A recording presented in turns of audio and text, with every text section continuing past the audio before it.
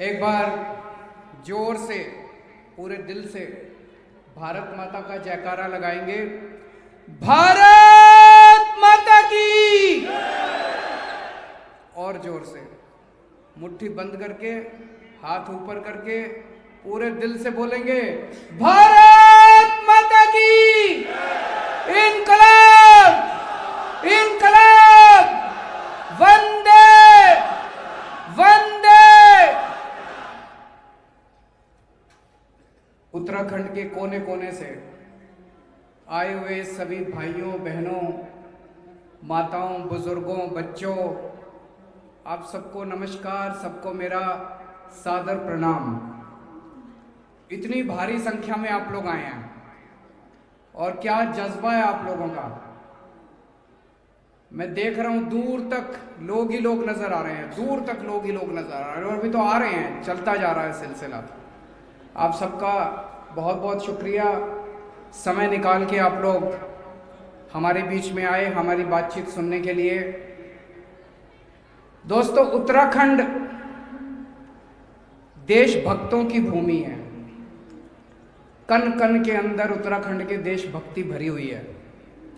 मैं भी देख रहा था जब ये मैं स्टेज पे चढ़ा और वो गाना चल रहा था, मतलब जो झूम रहे थे यहाँ पे लोग, जिस मदहोशी में झूम रहे थे।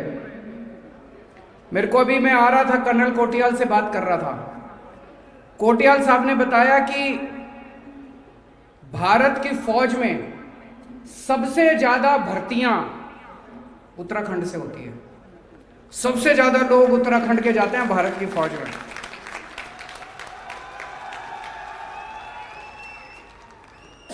अपने देश को बचाने के लिए, अपने देश की सुरक्षा करने के लिए, और अपने देश की सुरक्षा करते करते न जाने कितने लोग, उत्तराखंड की धरती के कितने लोग शहीद हो गए। शहीदों की धरती है ये, वीरों की धरती है ये, देशभक्तों की धरती है। जब मैं राजनीति में नहीं आया था, जब मैं एनजीओ चलाया करता था, मैं देखता था कई सारे फौजी, जब कभी कभी कोई फौजी शहीद हो जाता था तो उसके परिवार को देखने वाला कोई नहीं होता था। मुझे बुरा लगता था। मुझे लगता था यार, सरकारों की जिम्मेदारी है कि अगर कोई फौजी शहीद हो जाए तो उसके परिवार की देखरेख करने वाला, उसके परिवार की सुध लेने वाला कोई तो होना चाहिए। जब दिल्ली में हमारी सरकार बनी तो मुझे पता चला दिल्ली पुलिस में अगर कोई शहीद हो जाता है, दिल्ली पुलिस में पुलिस वाले अगर कोई शहीद हो जाता है तो शहादत के बाद उसकी विधवा को एक सिलाई मशीन देते हैं सरकार। ये कीमत है हमारी शहादत की। तो दिल्ली के अंदर फिर हमने योजना बनाई कि दिल्ली का रहने वाला कोई भी फौजी, कोई भी सैनिक बॉर्डर पे शहीद होगा, या दिल्ली पुलिस का कोई भी सिपाही अगर शहीद होगा ऑपरेशन में, या कोई भी पैरामिलिट्री फोर्स का कोई भी शहीद होगा, उसके परिवार को सम्मान पूर्वक सम्मान राशि के तौर पे 1 करोड़ रुपए सरकार दिया करेगी। और दिल्ली में कई ऐसे शहीदों को मैं उनके घर जाके पर्सनली चेक दे के आया हूं, कईयों को। उनको अच्छा लगता है, उनको ये लगता है कि देश उनकी परवाह करता है, उनको ये लगता है कि समाज उनकी परवाह करता है, उन्हें अच्छा लगता है। उत्तराखंड में भी करेंगे, उत्तराखंड में जब सरकार बनेगी उत्तराखंड में भी करेंगे। उत्तराखंड का रहने वाला कोई भी सैनिक बॉर्डर पे शहीद होगा, किसी भी ऑपरेशन में शहीद होगा कहीं भी, या उत्तराखंड पुलिस का कोई भी सिपाही या पैरामिलिट्री फोर्स का कोई भी सैनिक उत्तराखंड का रहने वाला अगर किसी भी ऑपरेशन में शहीद होगा, उसके परिवार को सम्मान पूर्वक हमारे मुख्यमंत्री कर्नल कोटियाल उनके घर जाके 1 करोड़ रुपए की सम्मान राशि देके आए। दूसरी बात, अभी कर्नल कोटियाल से लंबी चर्चा हो रही थी। एक फौज में काम करने वाला जवान, कर्नल साहब 17-18 साल की उम्र में वो भर्ती होता है, 17.5 साल की उम्र में वो भर्ती होता है फौज में, 17 साल नौकरी करता है और 34-35 साल की उम्र में वो रिटायर हो जाता है।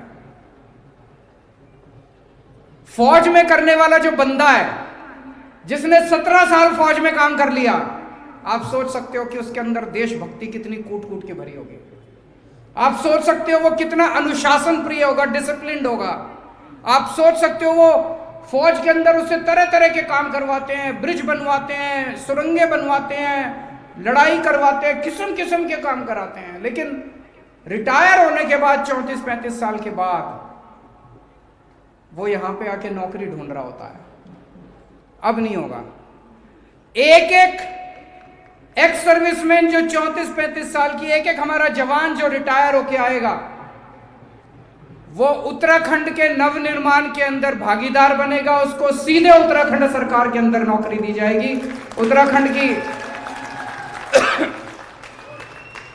उत्तराखंड की सरकार के साथ मिलके, कंधे से कंधा मिला के, अपने बड़े भाई कर्नल कोटियाल जी के साथ मिलके वो उत्तराखंड का नवनिर्माण करेगा। इन लोगों की, इनकी सबकी देशभक्ति का, इनके जज्बे का, इनकी मेहनत का, इसका फायदा उठाएंगे हम लोग।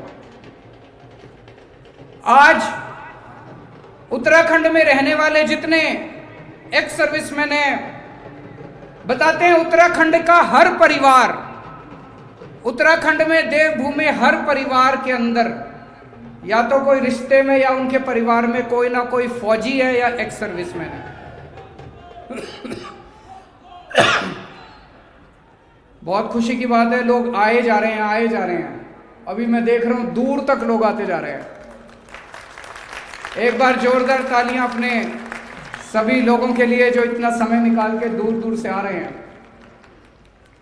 मैं आज आह्वान करना चाहता हूं सभी एक्स सर्विसमैन को, सभी फौजियों को जो फौज में आज काम कर रहे हैं उत्तराखंड के, और जो रिटायर हो चुके हैं, उन सबका आज आह्वान करना चाहता हूं, आइए आम आदमी पार्टी के साथ मिलके उत्तराखंड का नवनिर्माण करते हैं। हर परिवार के अंदर कोई ना कोई फौजी है उत्तराखंड में, या तो उनके दोस्ती में या रिश्तेदारियों में।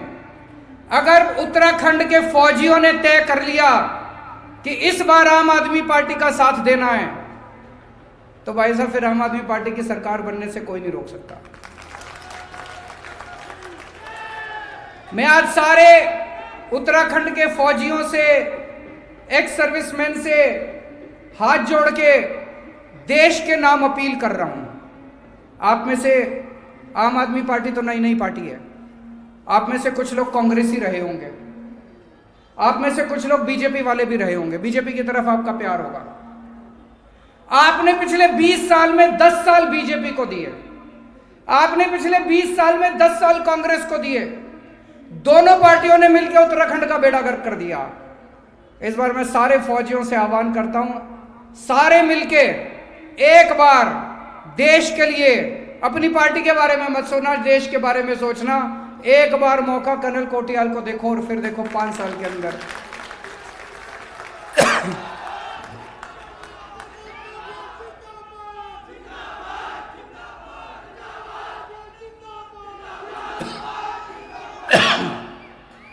दोस्तों, मैंने उत्तर प्रदेश में भी बोला था, बाबा साहब अम्बेडकर का मैं परम भक्त हूं, मैं परम पुजारी हूं, पूजा करता हूं मैं बाबा साहब अम्बेडकर के। मेरे को कई बार, जितनी बार मैं उनका जीवन पढ़ता हूं, मेरे को यकीन नहीं होता ऐसा इंसान भी हो सकता था। इतना संघर्ष किया उन्होंने।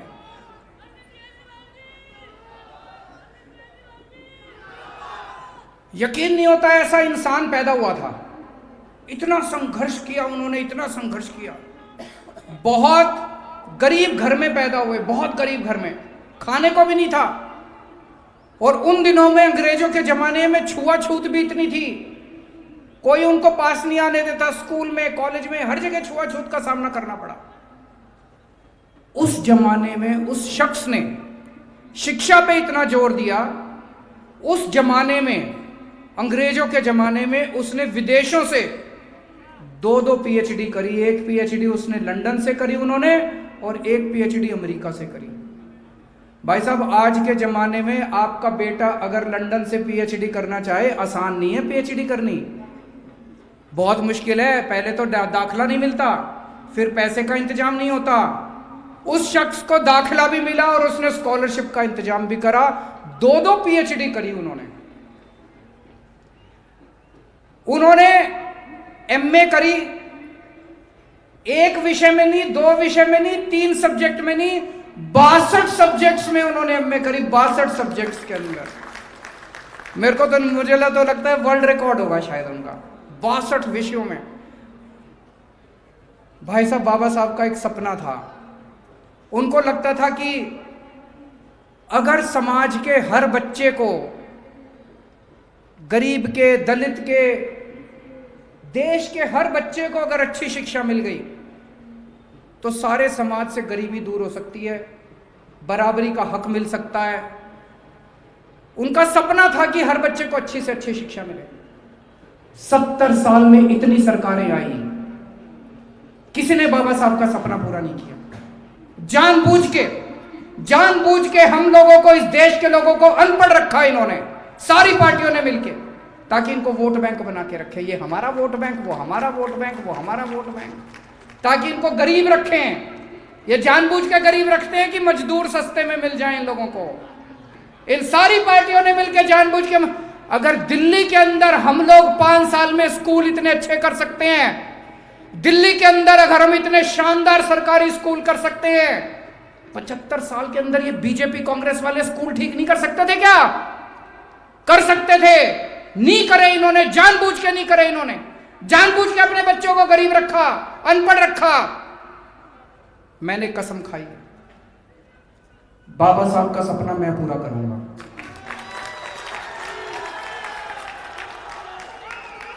देश के एक एक बच्चे को अच्छी से अच्छी शिक्षा दिलवाऊंगा। देनी आती है, करके दिखा दी, अब दिल्ली में करके दिखा दी। दिल्ली में गरीब से गरीब बच्चों को अब शानदार शिक्षा दे रहे हैं जी। दलितों के, गरीबों के बच्चे अब डॉक्टरी में एडमिशन हो रहा है, इंजीनियर बन रहे हैं, एडवोकेट बन रहे हैं, शानदार पढ़ाई कर रहे हैं। इतनी हमारे सरकारी स्कूलों के बच्चे दिल्ली के इतनी फर्राटे की अंग्रेजी बोलने लग गए। पूरे देश के बच्चों को अच्छे से अच्छी शिक्षा देंगे। बाबा साहब का सपना हम पूरा करेंगे, हम सब मिलकर पूरा करेंगे, इन पार्टियों के भरोसे नहीं छोड़ सकते। आप में से बहुत सारे लोगों के यार दोस्त होंगे दिल्ली में, रिश्तेदार वगैरह। किस किस के दोस्त हैं दिल्ली में? दिल्ली में पहले खूब पावर कट लगा करते थे, हमारी सरकार बनने के पहले खूब बिजली जाया करती थी, 8-8, 10-10 घंटे बिजली नहीं आया करती थी। अब हमने ठीक कर दिया, दिल्ली में 24 घंटे बिजली आती है। मैंने सुना है कि उत्तराखंड में भी खूब पावर कट लगते हैं, नहीं लगते हैं? बिजली खूब जाती है। उत्तराखंड में 24 घंटे बिजली चाहिए नहीं चाहिए? हाथ खड़े करके बताओ, बिजली चाहिए नहीं चाहिए 24 घंटे? तो अब इनके बीजेपी वालों के तो बस की है नहीं, 10 साल में नहीं कर पाए तो अब क्या करेंगे? कांग्रेस वालों के तो बस की है नहीं, 10 साल में नहीं कर पाए तो क्या करेंगे? एक मौका आम आदमी पार्टी को देके देखो, जैसे दिल्ली में 24 घंटे बिजली करी है, ऐसे ही उत्तराखंड के अंदर भी 24 घंटे बिजली कर देंगे।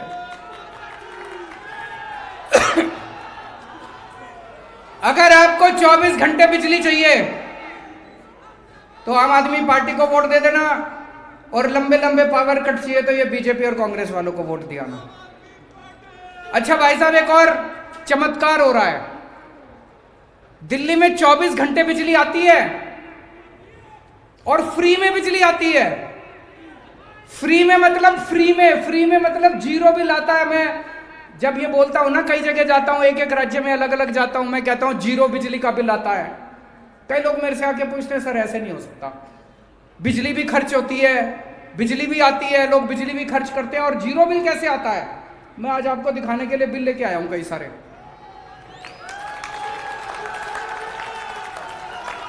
ये देखो, ये कोई मिस्टर राजू है, इनका ये जीरो बिजली का बिल आया हुआ है और इन्होंने करीब 170 यूनिट बिजली फूकी है। ये कमलेश जी हैं, इनका जीरो बिजली का बिल आया हुआ है।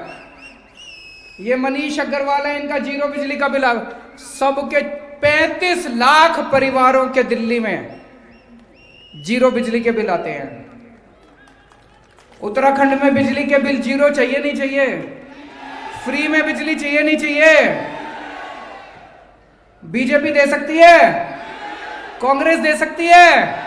कौन दे सकता है? आम आदमी पार्टी। ये झाड़ू वाले ही दे सकते हैं, झाड़ू पे मोहर लगा देना इस बार। 24 घंटे बिजली देंगे, फ्री में बिजली देंगे।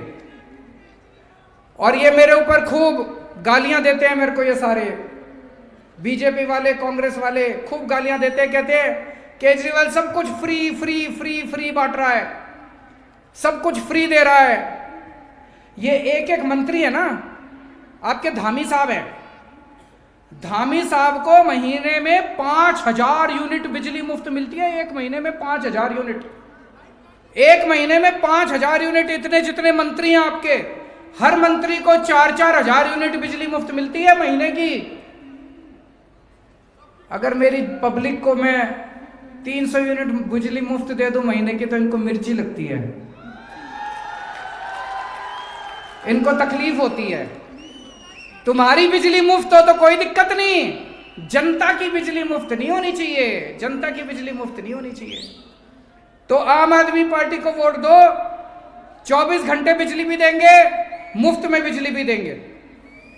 और एक और बात है, आजकल ये जब से मैंने फ्री बिजली करी है, ये दूसरी पार्टी वाले भी कहने लग गए हम भी फ्री बिजली देंगे, हम भी फ्री बिजली देंगे। किसी के बस की बात ना है, किसी के बस की बात ना है। ये फॉर्मूला सीधा भगवान ने केवल मेरे को दिया है, केवल केजरीवाल को दिया है, मैं ही कर सकता हूं बस। 24 घंटे बिजली और फ्री बिजली, ये वरदान है मेरे को। ऊपर वाले ने केवल मेरे को फॉर्मूला दिया है, मेरे पे भरोसा करना, बाकी सारे झूठे हैं, बाकी सारे नकलची हैं।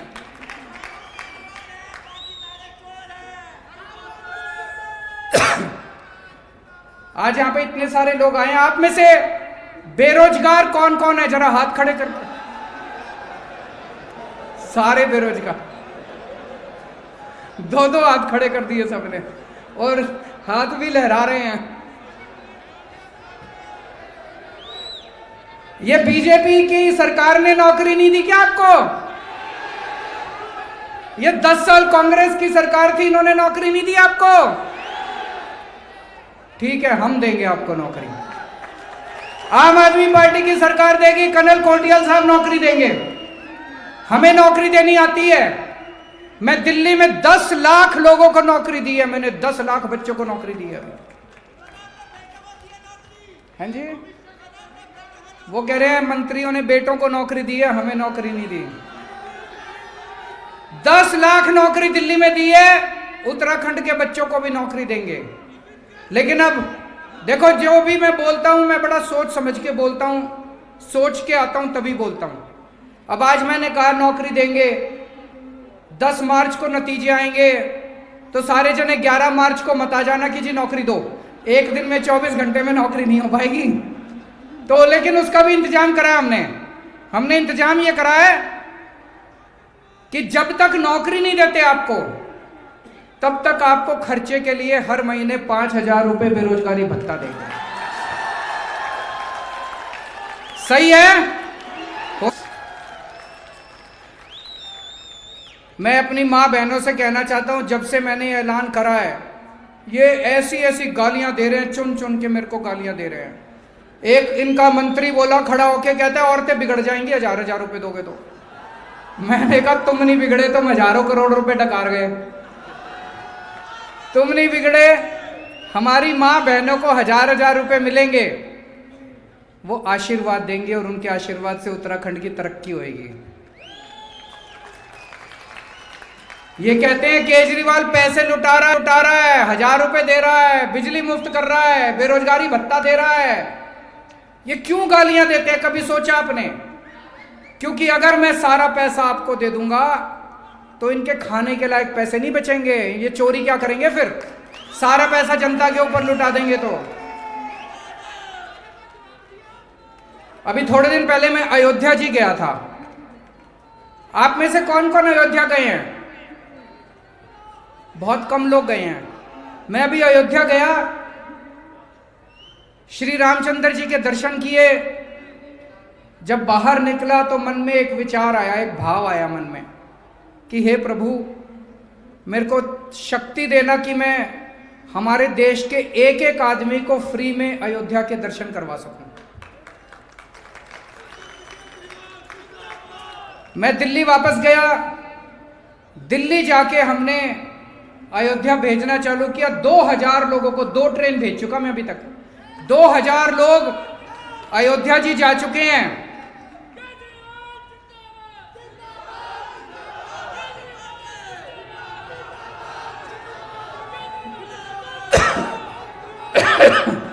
दो 2000 लोगों को अभी तक एसी ट्रेन से भेजते हैं, एसी होटल में रुकवाते हैं। आना जाना रहना खाना पीना सब मुफ्त, सारा सरकार करती है। हमें लगता है कि अगर ज़्यादा से ज़्यादा लोग अयोध्या जाके रामचंद्र जी के दर्शन करेंगे, इससे अच्छी अच्छी वाइब्रेशन फैलेंगी चारों तरफ। आप में से कौन कौन अयोध्या जाना चाहता है फ्री में? जरा हाथ खड़े करो। आप में से कौन कौन अजमेर शरीफ जाना चाहता है? जरा हाथ खड़े करो। हम चर्च भी भेजते हैं वेलंकनी। आप में से कोई चर्च अगर जाना चाहे तो वहां भी भेजते हैं। तो आम आदमी पार्टी की सरकार बनेगी, आपको मुफ्त में तीर्थ यात्रा कराएंगे। अयोध्या भी भेजेंगे, अजमेर शरीफ भी, जो जहां जाना चाहे वहां जा सकता है। मेरे को राजनीति करनी नहीं आती, मेरे को भी नहीं आती और कर्नल साहब को भी नहीं आती।